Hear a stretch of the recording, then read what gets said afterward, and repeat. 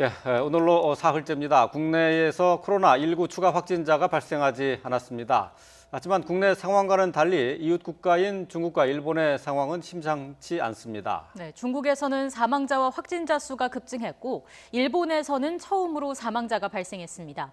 코로나19 국내 상황 그리고 중국과 일본의 상황까지 짚어보겠습니다. 신현영 한양대 명지병원 가정의학과 교수 자리하셨습니다. 안녕하십니까? 자, 조금 전에 이제 정은경 방역대책본부장의 브리핑 내용을 들으셨는데 하나씩 좀 살펴보도록 하죠. 지금 이제 현재는 어쨌든 추가 확진자가 나오지 않았어요. 이제 그렇다면은 사흘째인데 어느 정도 안정세에 접어든 것 아니냐 이렇게 예상해 볼 수 있는데 의료진의 입장에서는 어떻게 생각하고 계십니까?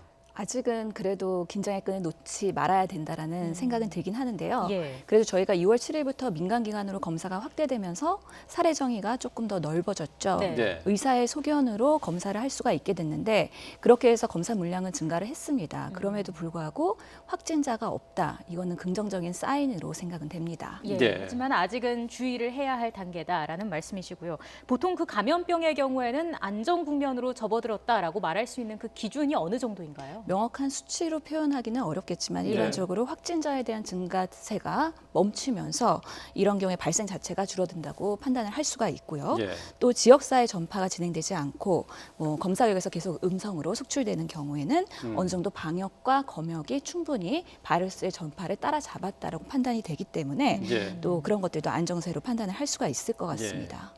저희가 이제 28명의 확진자 가운데 7명의 퇴원 환자들을 저희가 화면으로 정리를 했는데요.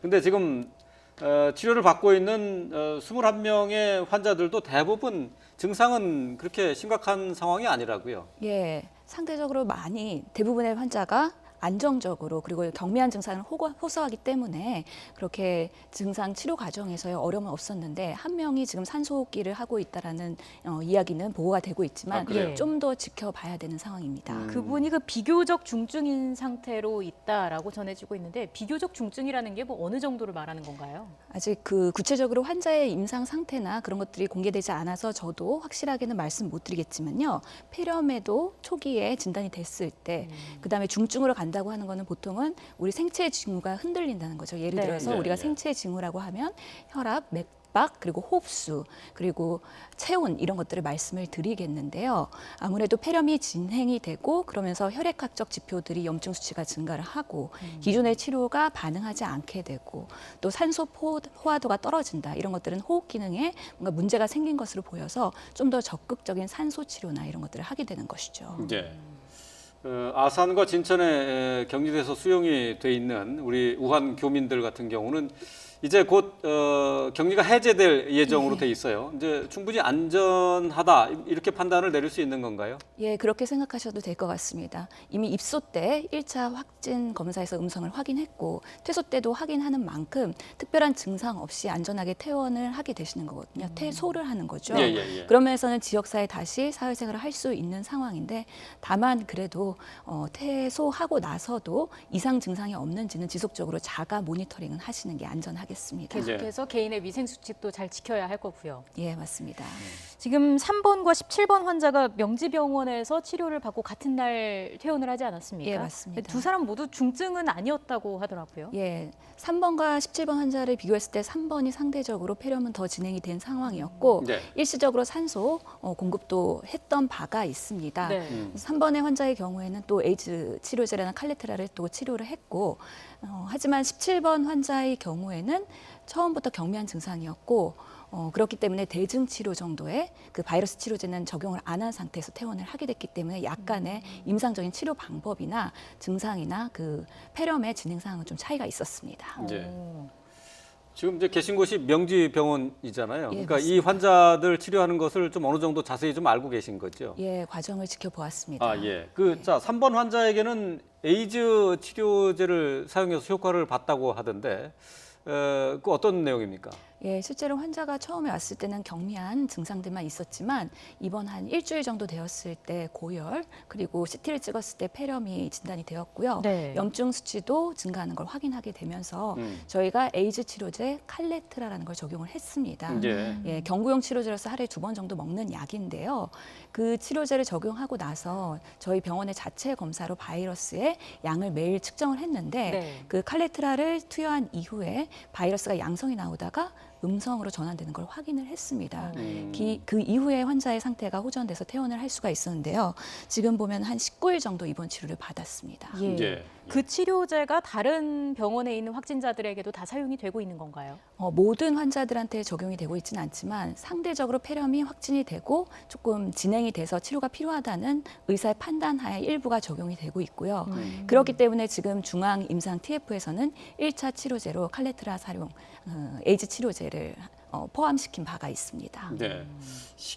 식약처에서는 뭐 이 칼레트라 외에도 에볼라 치료제가 효과가 있다 이렇게 발표하기도 했어요. 예, 일부 미국에서의 그 사례 보고가 있었기 때문에 그런 근거를 바탕으로 해서 검토하겠다. 그래서 신속 승인 이런 과정도 이야기를 한 것으로 알고 있습니다. 아, 그렇군요. 예. 보통 코로나19가 감기 증상, 독감 증상과 유사한 것으로 알려져 있는데 이게 뭐 에이즈나 에볼라 바이러스와는 어떻게 연관이 돼 있길래 이게 통하는 건가요? 예, 결국엔 다 바이러스죠. 예, 바이러스의 특징이라는 게 이제 체내 숙주에 들어와서 스스로 증식을 하면서 면역 체계를 망가뜨릴 수 있기 때문에 이 바이러스 증식을 어떻게 차단할까에 대한 그런 치료제입니다.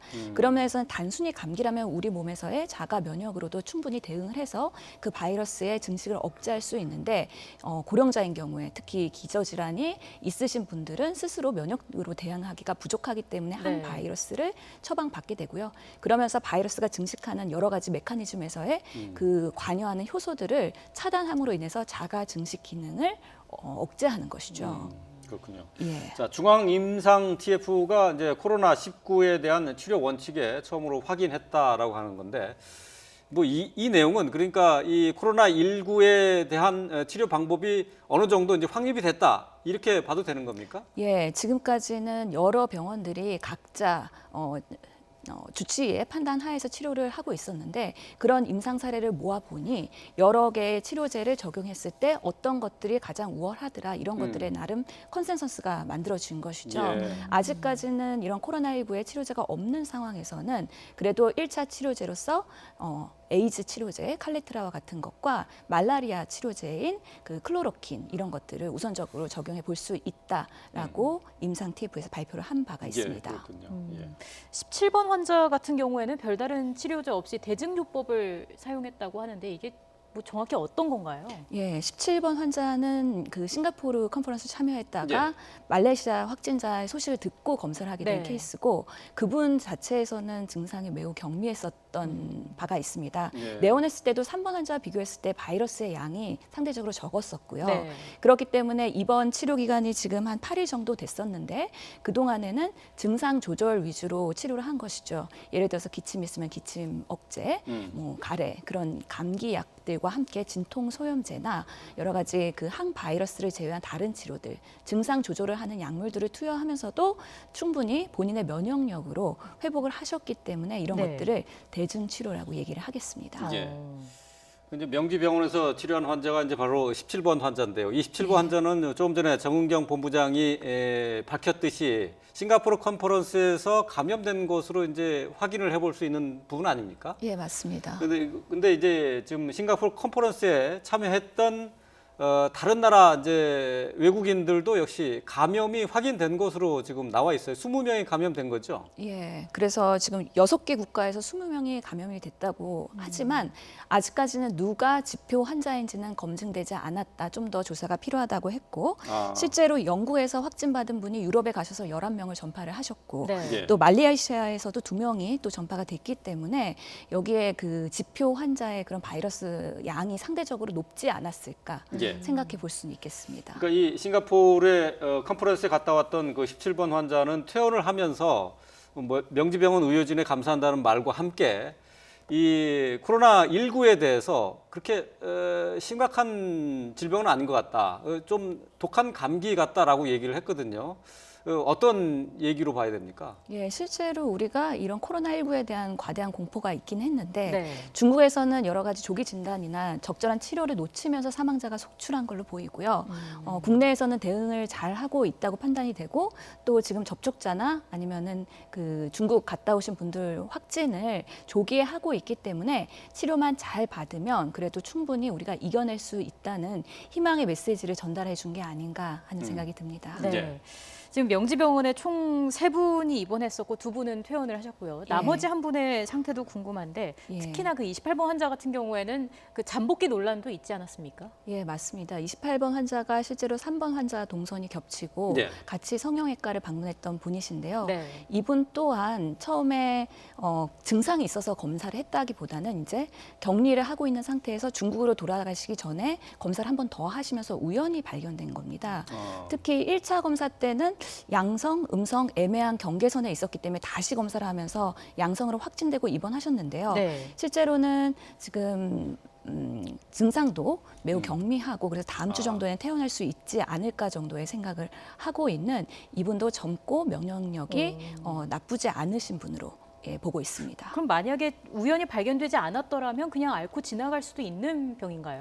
예, 그래서 저희가 28번 환자를 통해서 이분은 성형외과 시술 후에 그래도 약을 복용하셨지 네. 않습니까? 네. 해열제 이런 것들을 받으셨기 때문에 이런 약으로 인해 갖고 실제 증상을 못 느끼고 그게 가려졌는지 아니면 실제로 바이러스에 노출이 되긴 했지만 증상이 나타날 정도의 그 정도는 아닌 미미한 무증상 감염이었는지 감변은 어렵겠지만요. 이렇게 약하게 지나갈 수도 있겠구나라는 그런 생각은 해보게 됩니다. 예.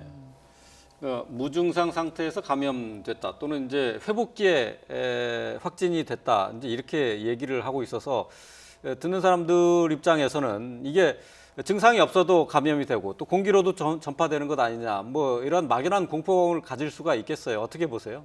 실제로는 지금 비말 감염으로 얘기가 되고 있는데 공기 감염성은 매우 낮다. 실제로 병원에서 그런 바이러스가 높은 환자들을 의료적 처치를 할 때 발생할 수는 있겠지만 네. 지역 사회에서 전파가 지금 한국에서는 잘 통제가 되고 있고 예. 그런 면에서는 비말 감염으로 밀접 접촉을 했을 때만 감염이 되는 것으로 지금까지의 그런 현상을 보면은 판단해서 말씀을 드릴 수가 있겠습니다. 예. 예. 일단 국내 상황을 짚어봤고요. 이제 이웃한 중국과 일본의 상황도 좀 짚어볼 필요가 있을 것 같습니다. 중국 같은 경우에는 확진자와 사망자가 급증하고 있습니다. 이게 코로나19의 사례 정의와 진단 지침이 개정됐기 때문이라고 설명을 하는데 이렇게 되면은 그동안 통계를 감춰온 게 아니냐 이런 비판도 나올 수 있는 부분 아닙니까? 예, 사실은 중국의 그런 데이터들의 신뢰성이 많이 떨어지게 되는 거죠. 그동안에 사망자가 많이 속출을 했는데 실제로 의료적인 대응이나 이런 시신에 대한 처리가 어려움이 있었기 때문에 어떤 원인으로 사망했는지도 명확하지 않고 또 그런 면에서의 이렇게 급증했을 가능성 하나가 있고요. 네. 또 중국의 의료진들이 많은 코로나19 환자들을 대하다 보니까 실제로는 이 핵산 검사라는 거에서 정확하게 확진이 안 되더라도 임상적으로 느꼈을 때 이분은 코로나19로 인해서 여러 가지 역학적인 과정을 봤을 때 네. 이분은 그것으로 폐렴이 발생했을 거라고 추측을 되도록 하는 거죠.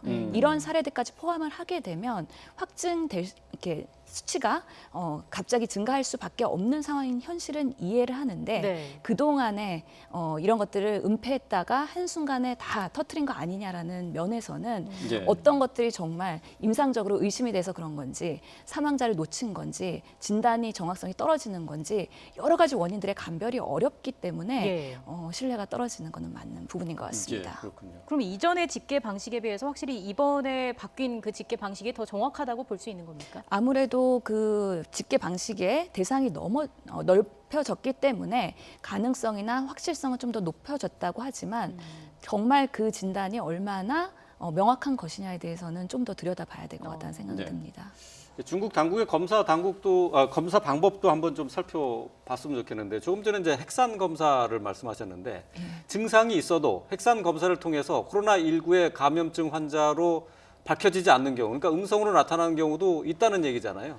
예, 그렇습니다. 실제로 이 중국에서 시행하는 진단 검사 방법이 어떤 건지는 명확하게 저희가 알지는 못합니다. 단순히 핵산 검사를 하고 있고 중국의 일부 보고에서는 검사의 정확성이 50%밖에 안 된다라는 얘기도 있기 때문에 네. 우리나라에서 지금 하고 있는 RT-PCR이라는 검사와는 차원이 다른 정도의 검사일 수도 있습니다. 그런 면에서 그럴 때일수록 의료진의 이런 진단 그리고 임상학적인 판단 이런 것들이 매우 중요하거든요. 예, 많은 코로나19 환자를 보면서 그런 것들에 대한 좀 확신성이 더 의료진으로서는 높아질 수 있긴 하지만 진단이 확실하지 않다면 아무래도 취약한 부분이 있기 때문에 우리가 이 통계를 어디까지 믿어야 되는지 저희도 걱정이 되는 부분인 거죠. 그 부분에 대해서도 논의가 좀 많이 필요하겠네요. 예, 모든 검사는 다양한 질병의 검사 방법이 있을 수 있고 그 민감도나 특이도 이런 것들이 다 다를 수 있기 때문에 얼마나 정확하게 검사를 하냐 그거에 따라서 치료 방법이나 대응 방식이 달라질 수 있는 부분이죠. 그렇군요. 그러니까 검사 정확도가 50% 이하라고 하면은 나머지 50%의 부분은 진찰하는 현장에 있는 의사들이 내릴 수도 있는 겁니까? 그럴 수밖에 없는 거죠. 그러니까 검사를 했을 때 음성이 나왔다 하더라도 이게 아니라는 거에 대한 신뢰도가 떨어지는 거기 때문에 그럼에도 불구하고 우리가 대처를 해야 되는 거 그리고 치료적 처치를 제공해야 되는 경우들이 있습니다. 예. 자, 일본 얘기도 해보겠습니다. 지금 크루즈선이 연일 논란인데 의사로서 지금 상황 어떻게 진단하시는지 궁금한데요. 예. 사실 일본에 대한 약간의 실망은 듭니다. 네. 그래서 대처가 이 정도 수준이라고 생각하면 우리나라에 비해서는 많이 떨어지는 거거든요. 지금 이 크루즈선 같은 경우에도 그 확진 환자가 2월 1일 날 홍콩 확진 환자가 나왔는데 불구하고 이틀간 은폐했다는 거. 그러면서 그密집된 폐쇄된 공간에서 정확한 정보를 얻지 못한 채 밀접 접촉이 계속 일어났다는 거. 이런 것들은 비난을 받아도 마땅하다라고 보고요. 뭐든지 이런 감염병은 한순간에 실수했을 때 확산 속도를 걷잡을 수 없기 때문에 선제적으로 대응하면서 투명한 정보 공개가 매우 중요한데도 불구하고 그렇지 못하다는 거에 실망감이 있고요. 더더욱이 지금 그 폐쇄된 공간에서 격리를 하고 있다고 하지만 1대1 격리가 되고 있는지도 명확하지 않고 그 작은 방에서의 그 수용된 그 사람들에 대한 정신적 스트레스며 여러 가지 면역력이 취약해지는 상황을 어떻게 방치하고 있느냐. 지금 80세 이상의 고령자들만 우선은 하선하기로 했지만 우리나라의 우한 교민을 모셔올 때부터 방식과 비슷하게 임시시설을 마련하고 1대1로 격리하면서 확진 검사를 빠르게 대응을 해야 되는데 검사하는 속도도 느리고 또 대응하는 방식도 매우 취약하고 그래서 일본 정부에 대한 안타까움이 있습니다. 맞습니다. 자, 지금 이제 크루즈선은 결국은 이제 언론에서 얘기하는 것이 바이러스의 배양 접시가 됐다라고 표현을 하는데 뭐 의료계에서도 그런 식의 얘기를 합니까? 예, 의학적으로 충분히 말씀드릴 수가 있는 거죠. 우선은 그런 용어가 있습니까? 배양 접시다. 아니요, 그거는 의학적인 용어는 아닌 것 같지만 그 세균을 우리가 배양하거나 바이러스를 배양할 때 그런 검사는 보통은 그렇게 표현을 할 수도 있긴 합니다. 근데 좀 더 인문학적인 표현이라고 보이긴 하는데요. 실제로 이 대기의 순환이나 이런 것들이 너무 폐쇄돼 있고 특히 필터링 시스템이 취약하기 때문에 이런 밀접 접촉자가 계속 나올 수도 있는 상황이고요. 특히나 확진자가 속출하고 있고 나나 너나 누가 확진됐을지도 모르는 공포의 속에서 그대로 방치한다는 것 자체가 참 의학적으로도 많이 우려스러운 상황이다라고 말씀드리겠습니다. 저 이제 크루즈선에는 지금 한 3,700여 명의 이제 승객이 탑승한 것으로 이렇게 알려져 있어요. 근데 이 가운데 뭐 검사를 받은 게 4,500명 정도 뭐 많지 않더라고요. 일단은 전수조사를 해야 되는 건 아닙니까? 그렇죠. 순차적으로 해야 되는데 우리나라 같은 경우에는 검사 키트를 많이 확보하고 민간 기관에도 50개 뿌렸는데 이런 것들이 일본에는 미리 준비가 안 돼 있던 걸로 알고 있고요. 그런 면에서는 국가 그 분석기관에 계속 순차적으로 보내서 하다 보니까 속도도 느리고 그렇기 때문에 이렇게 격리되는 기간이나 그런 잠복기 이런 우려들도 계속 목소리가 나오는 것이죠. 자, 이런 가운데 일본에서 80대 여성이 이 코로나19로 사망했다는 소식도 들려왔습니다. 사망 후에 확진 결과가 확인됐다고 하는데 이건 어떤 의미로 좀 받아들여야 될까요? 예, 지역 사회 감염의 우려가 있다라고 판단이 됩니다. 우리가 보통은 중국의 여행력 그리고 밀접 접촉력 이런 공식을 가지고 이때까지는 방역을 대응을 했는데 일본에서는 그 공식에 기치에 맞지 않는 사망자가 나왔다는 거죠. 예. 더더욱이 코로나 확진을 받고 나서 사망한 것이 아니라 사망한 후에 검사해 보니 이게 코로나19였다라는 것 자체가 네. 그동안은 일본의 지역사회 그런 대응 방식이 많이 취약했고 우리가 모르던 감염자들이 어디엔가 숨어 있을 수도 있다라는 우려를 불러일으킬 만한 사건이기 때문에 좀 더 방역이나 검역을 강화할 필요가 있다라는 면에서는 일본 정부가 긴장을 많이 해야 될 것 같습니다. 예. 네. 그 부분과 지금 연결이 되는 것 같은 게 도쿄에선 택시 운전사가 확진 판정을 받았고 와카야마현에서는 의사도 확진 판정을 받았다고 하더라고요. 이 부분도 역시나 지역사회 감염의 어떤 초기 단계다라고 판단을 할 수 있는 부분일까요? 그렇죠. 우리가 예측 못했던 감염들이 속출하고 있는데 택시 운전사의 경우에는 원인은 모르지만 중국인을 태웠던 기억이 있다라는 정도의 보도가 예, 되고 있고요. 예. 그분의 친척이었던 할머니가 사망을 하신 거죠. 또 의료진의 감염은 매우 중요한 단서가 되긴 하는데요. 저희 한국에서는 메르스 사태를 맞이해서 저희가 어떻게 하면 의료 내 감염 관리를 강화하고 보호복이나 이런 것들 장비에 대한 착용에 대한 교육을 끊임없이 받으면서 이런 환자가 발생했을 때 대응에 대해서는 충분히 숙련이 되어 있는데 네. 일본에서는 아직까지는 어떻게 의심 환자가 병원을 내원해서 노출되지 않도록 하는 프로세스가 취약한 게 아닌가 하는 생각을 해보게 하는 케이스입니다. 네. 일본 같은 경우는 비교적 우리보다는 그래도 이제 확진 환자가 좀 적었기 때문에 좀 안심했었던 게 아닌가 싶기도 해요. 예, 긴장을 해야 될 것 같습니다. 한국 상황이 지금은 안정 추세로 가는 게 아니냐라고 하지만 네. 주변에 지금 중국이나 일본의 상황이 이렇게 불안정하다. 그러면 예, 그 예. 영향을 언제 받을지도 모르기 때문에 일본이 조금 더 강력하게 대응할 필요가 있다. 예, 지켜봐야 될 것 같습니다. 예, 네. 그렇습니다. 어쨌든 방역에 만전을 기하고 있고 또 더욱더 만전을 기해야 하는 상황인데 개인 위생을 철저히만 지킨다면 걱정이 없겠습니까? 뭐가 중요할까요? 예, 저희는 계속해서 처음부터 그런 홍보와 교육을 통해서 국민들에 대한 그런 경각심이나 아니면 정확한 사실을 알려드리기 위해서 노력을 했던 거죠. 네. 정부에서 세 가지 항상 기억해 주시면 좋겠는데요. 예, 마스크 착용. 특히 일상생활에서는 꼭 필요한 건 아니지만 대중이 많이 노출되는 곳이나 아니면 내가 증상이 있는 경우에는 꼭 착용을 하셔야 되고요. 손 씻기를 정확하게 해라. 라는 면에서 30초 손 씻기, 예. 손 세정제를 사용해라는 말씀 드리고 싶고요. 예. 기침 예절 해서 손으로 가리지 말고 옷소매나 휴지, 손수건 같이 위생적으로 기침을 하는 예절을 계속 하시면 될 것 같습니다. 예. 말씀하신 것처럼 이제 개인 위생, 손 철저히 씻고 마스크 착용하고. 근데 코로나19와 관련 없이 감기나 이 독감 환자가 최근에 많이 줄었다고 하는 게 바로 이 개인 위생과 밀접하다 그런 얘기도 있더라고요. 아직까지는 확실하지 않겠으나 저희 병원도 사실 환자가 많이 줄었거든요. 그래요? 전체적으로 병원에 오시는 내원객들이 많이 줄은 상태에서 이제 호흡기 환자에 대한 저희가 좀 더 심려를 기울여서 진료를 하고 있는 상황도 있습니다. 네. 예. 그러면서 상대적으로는 지금 독감이나 이런 감기 환자가 적어 보이긴 하지만요. 그건 추후에 좀 더 짙기를 내봐야 될 것 아, 같습니다. 그래요? 아직 그렇게 예. 얘기하기는 좀 이르다. 예. 그렇게 보시는 거군요. 하지만은 어쨌든 마스크 쓰기라든가 손 씻기 이것은 뭐 전염병 예방에는 상당히 중요한 부분이죠. 예, 우리가 할 수 있는 것들이 별로 없지만 꼭 이 세 가지는 지켜서 하신다면은 우리가 할 수 있는 최선을 다하는 것이다라고 말씀드리겠습니다. 예, 개인 알겠습니다. 위생 철저히 지키셔야겠습니다. 지금까지 신현영 교수였습니다. 고맙습니다.